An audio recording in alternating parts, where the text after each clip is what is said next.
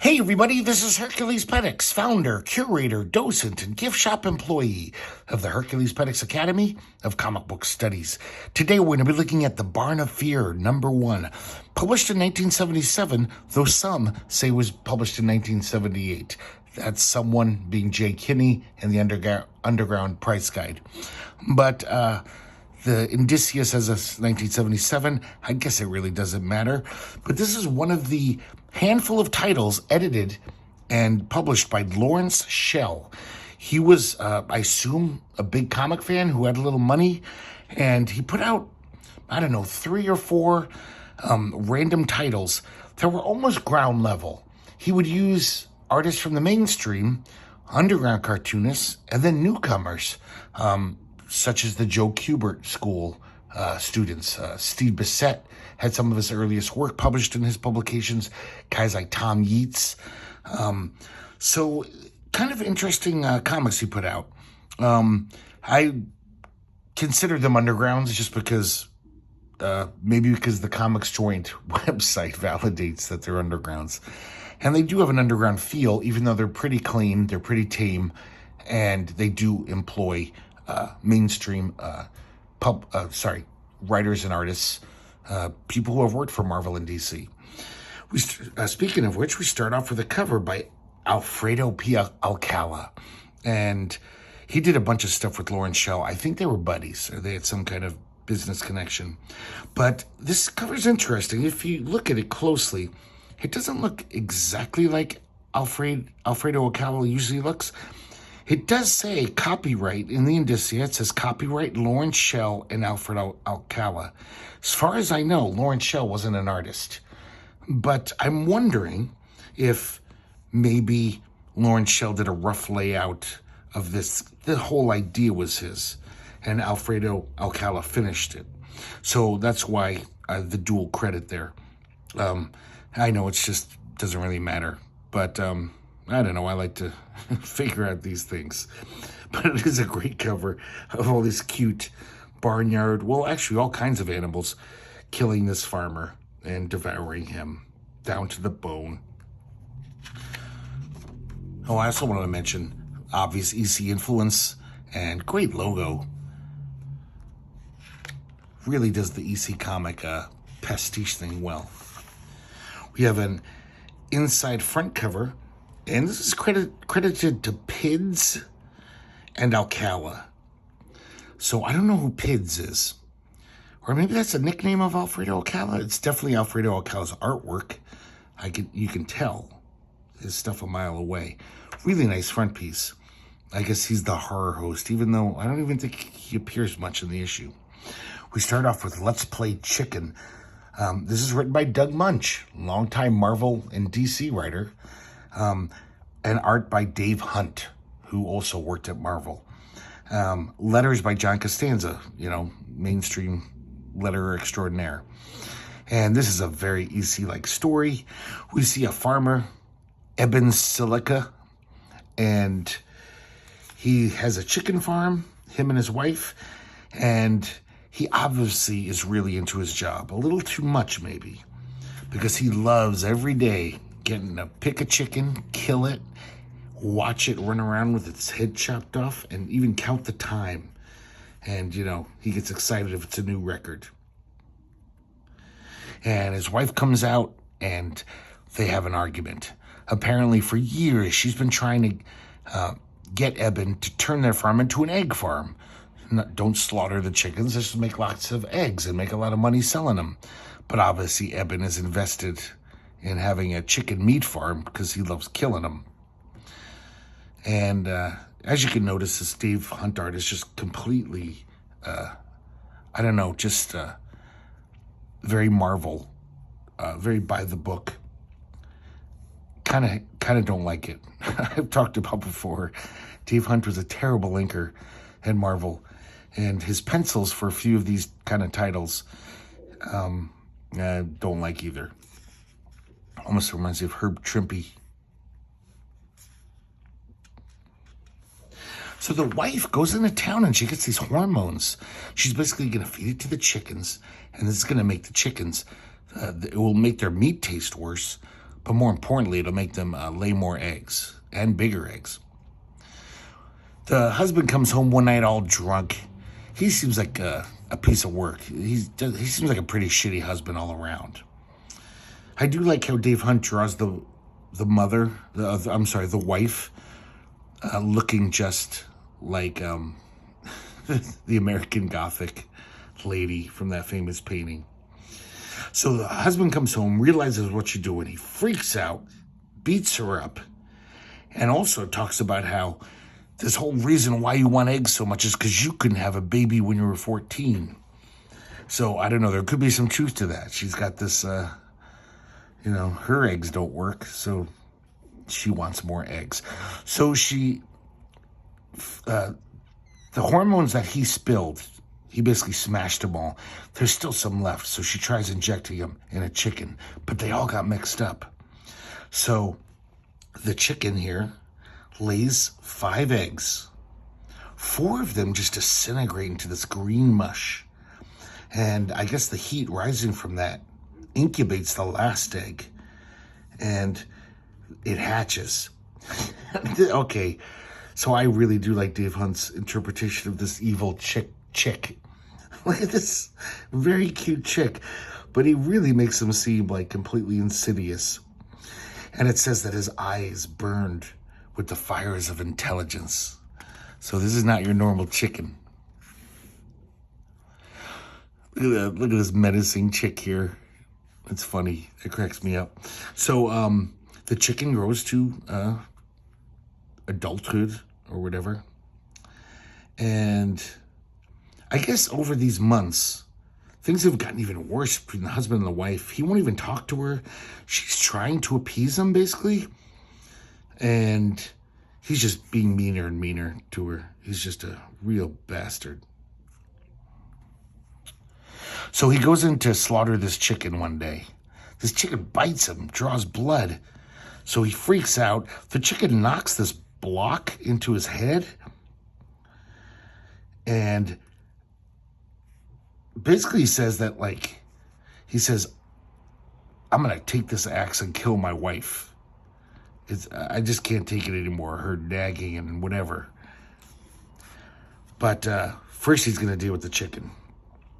So the wife comes to the door and she even says, "Listen, Eben, I'm sorry. I'll never talk about the eggs again.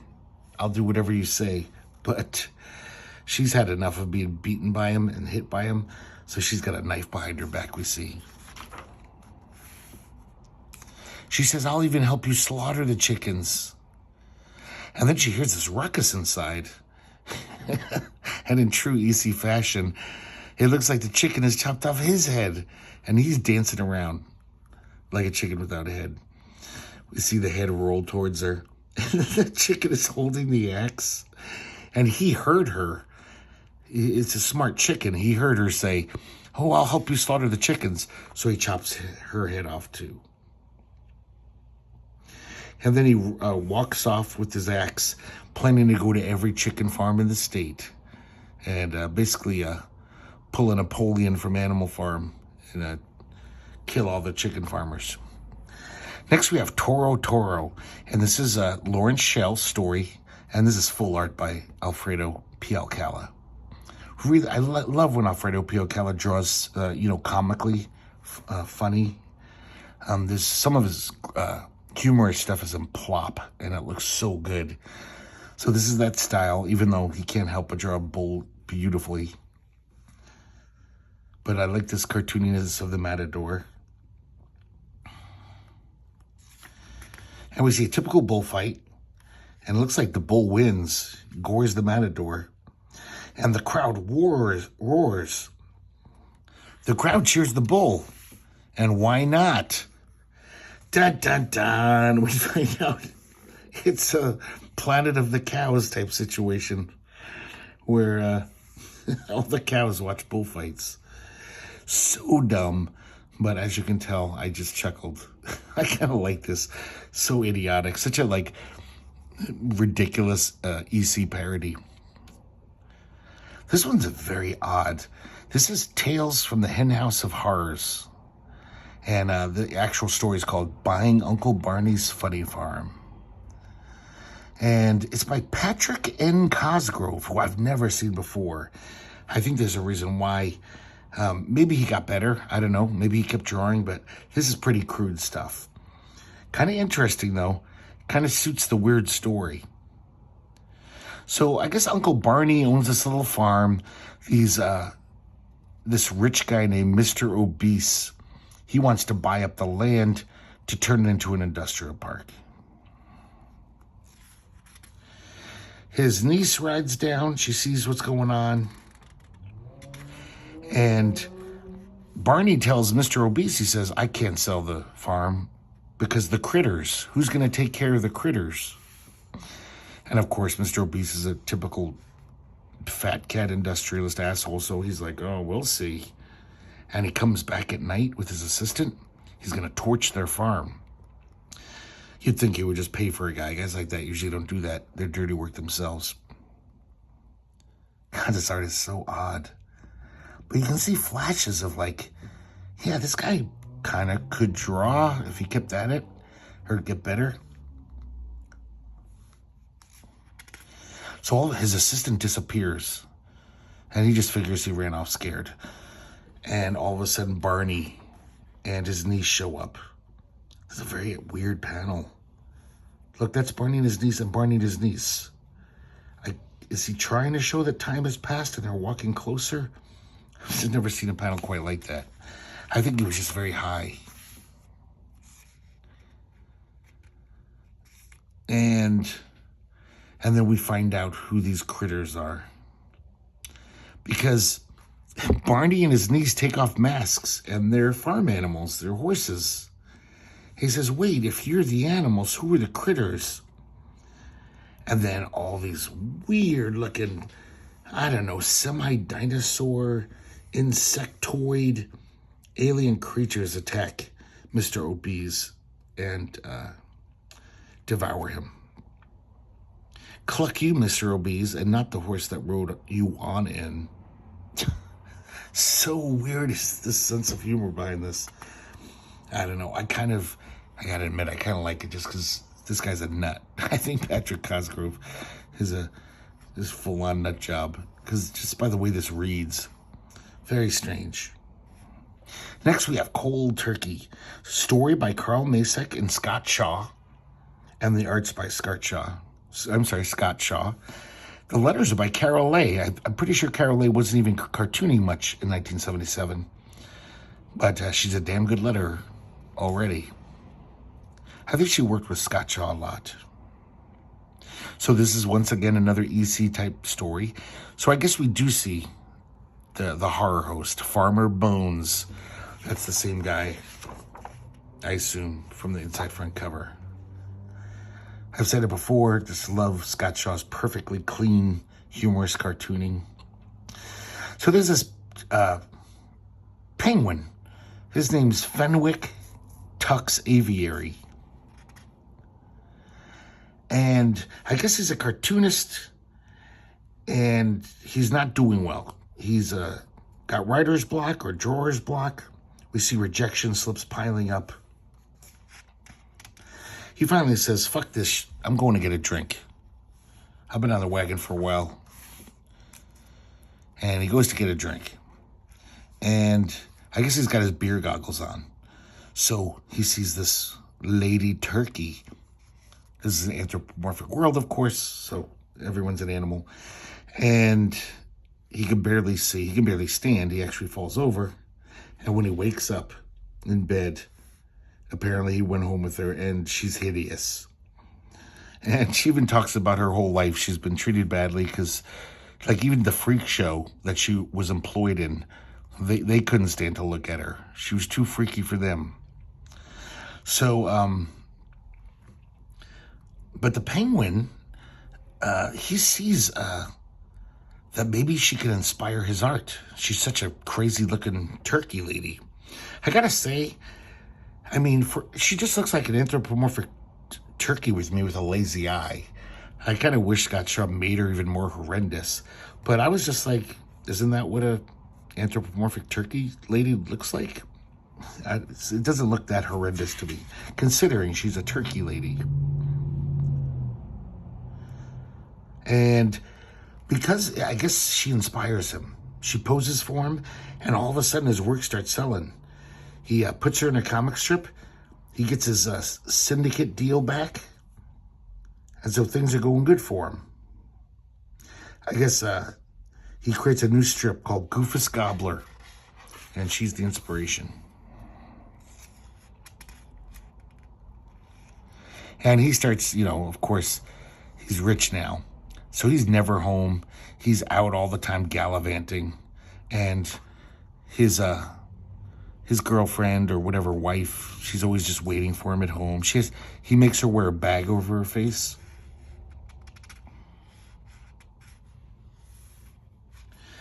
And so one day, she's totally in love with them. And she's like, come on, honey, let's snuggle. And he's just like, had enough. And he kills her with a bottle. And he dumps her into the icy waters, cuts a hole in the ice, and dumps her to dispose of the body. His nightmare of her skeleton. The next morning he feels fine, though. His conscience is completely clear.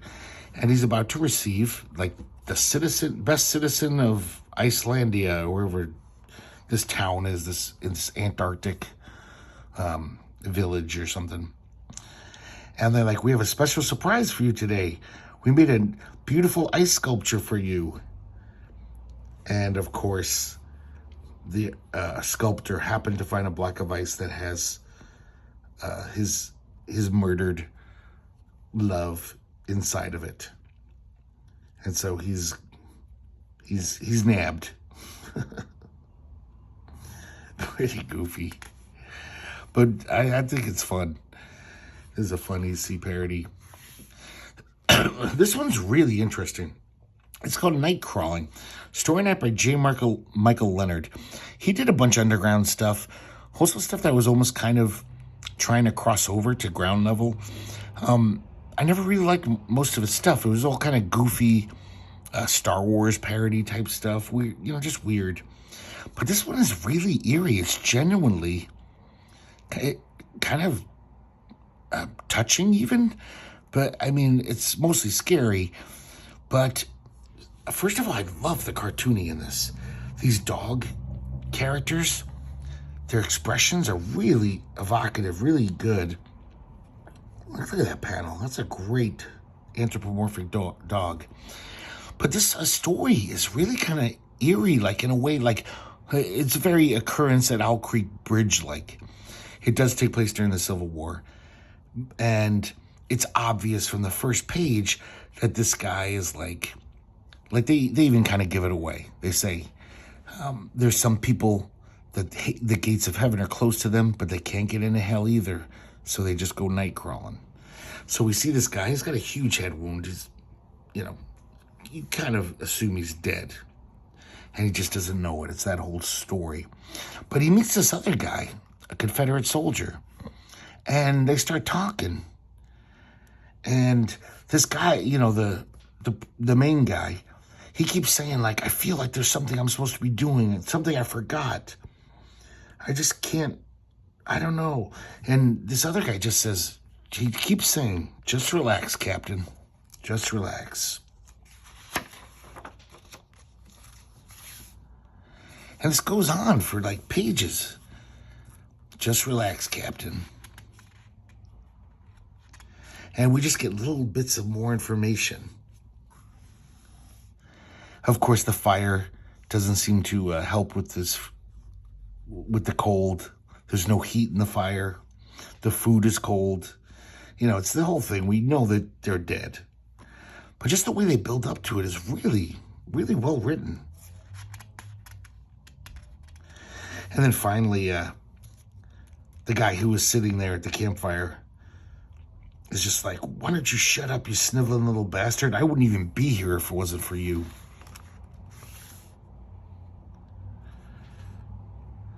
Really like this cartoony. And it turns out that this guy who was sitting around the campfire, he was a deserter. And, this other guy shot him.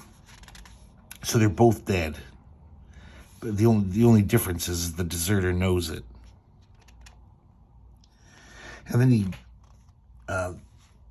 the other guy pulls a gun on the deserter. He bashes in his head with a rock, the deserter does. And then he says, now do you remember? And the captain gets up and shoots him in the back of the head. Not that it matters. They're dead. When you're so lost that you can't even get space in hell, there ain't much else to do for eternity but go night crawling. And we see the captain crawling out of his grave. Very strange little story. I mean, this is why I love undergrounds. It's just odd. I'm sure, like, if he sent this to heavy metal, they'd be like, oh, it's a little weird. You know, tighten it up or something, you know. They would have edited it. This next one is the Crimey Slimy Monster of Rottenberry Swamp, written and drawn by Larry Todd. And Larry Todd just passed away this week, I think. Pretty sad. Seemed like he had a nice long life, though. He was a pretty happy guy. But, yeah, wish the guy could have made more stuff. So, we see these two characters here. One's this biker dude, and his name's PJ. And then his friend, who PJ always just calls the intellectual. He always introduces him like, this is my friend. He's an intellectual. So they see a blinding light in the sky, like a falling star. The intellectual friend says, it's a UFO. I'm sorry, the intellectual friend's name is Phil. So they get on their motorcycle. I guess they were going to check out Phil's hidden pot plants that he's been growing. So they're off in the woods. And when they get to near the pot plants, Phil smells burning, like pot burning, and he's freaking out. And they run to the pot plants, and there's a giant UFO crash there.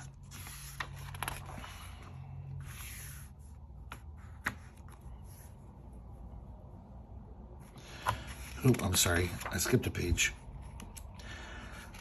I kind of wanted to comment on this comic. Is a really well-made comic. Like, this paper is heavier than normal, almost like white stock, but it's kind of a mix of newsprint and like nice white stock paper.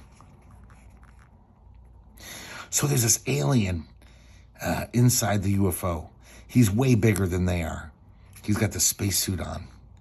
And he basically says, I'm going to keep your friend Phil, the intellectual. Basically, I'm going to keep him hostage. I'm going to give you a list. And I need you to get these things from this planet. So this planet, PJ runs off to his motorcycle. He's kind of pissed off.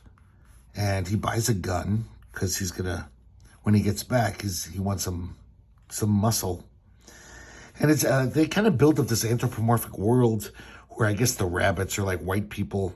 And some of the stuff he's got to buy is in the dog town, which is scary for rabbits to go to. You know, it's more lower social level, more crime. So if he buys all the shit and he gets back to the UFO, the guy is taking off the alien is taking off his helmet. It's a human. And he grabs the gun from him, says, silly rabbit, tricks are for kids. And he opens up the bags of stuff, and basically it's the ingredients of a Reuben. He just wanted a Reuben. So he makes a Reuben sandwich, and he said, okay, you guys can go. You completed your mission. So as they run away, PJ tells Phil that he laced all the ingredients with some bad acid. And he basically says, nobody's going to fuck with me. I'm going to fuck with them harder. So we see the UFO flying away, and it's like erratically flying crazy because he's on a bad trip. So this next story is by Tom Sutton, written and drawn, That Damn Dog. We looked at this about a year back in Anything Goes #6. This was reprinted, and it's, I don't know why. I mean, I guess that's all Tom Sutton had to offer, anything, the benefit comic. But it's a pretty interesting story. It's Tom Sutton, didn't write much, so it is kind of written weirdly. Like, I don't know, it's a little off, but it's also kind of makes it more interesting, the writing, the off writing, So I'm not going to get in the whole plot again since we looked at this already. But, just to mention, great Tom Sutton art. Especially when he does black and white. Look at this shading and stuff. Tom Sutton worked for Charlton for years, and they paid the worst. But he always put his all into his comics. He's like one of those true cartoonists. Like, I'm sure he would have loved to have been paid more, but even if he wasn't going to skimp. He wasn't going to dick around. Most of his comics are damn nice pages. Basically, this vampire woman, the main vampire who turned her, Morgan, she has a little bit of willpower when he's distracted one day, and she chops off his head. And it's this weird story about this main vampire's dog, who's basically like a hound of hell, just like protecting the head and tormenting her. It's really very interesting plot. But this is the thing, guys. This page, for some reason, wasn't reprinted in Anything Goes 6. I forgot that. I just read about it in one of the comic sites. And I guess and it seems weird. It must have been maybe just a mistake, because it's not like some page you could just get rid of. It's the climax of the story. She finally confronts the dog, or the dog confronts her, drops the head of Morgan, the main vampire. It rolls down the stairs to her feet, and it implies that this head is going to chomp down on her. All of a sudden, his teeth get longer and sharper, like 24 sharp knives, gnashing, chewing. And the dog just sits down to watch, and that's the end. So, it must have been a mistake. I don't see why they wouldn't purposefully not print that page. And then we have a last comic by George Erling, the new wave mini comics maestro. This guy did hundreds of pages for mini comics. But he's in a few undergrounds and semi-undergrounds. This one is crazy. It's basically Joe Turtle is this henpecked husband. His wife never lets him have any fun, never lets him go out. She's like, you can't go bowling tonight, you gotta chop wood. And he gets fed up. He axes his wife. And then just the final gag is just weird. He's basically trying to dispose of the body. He figures he'll eat her, and he starts with her ass. And he says, I haven't had a piece of ass in a long time. After all, this would be the last time he'd have to eat crow, because his wife's a crow. Really dumb, but I kind of love this I definitely love this cartooning. I love George Erling's style. I wish he did more. And then we have a back cover by Larry Todd featuring those rabbit protagonists from the story fighting a muck monster. So maybe there were more stories planned for these two. So there you go, guys. The Barn of Fear, #1. Just kind of an interesting curiosity. Though some of this stuff is pretty neat. So I hope you enjoyed looking at it. And I hope to see you next time here at the Herculespetix Academy of Comic Book Studies.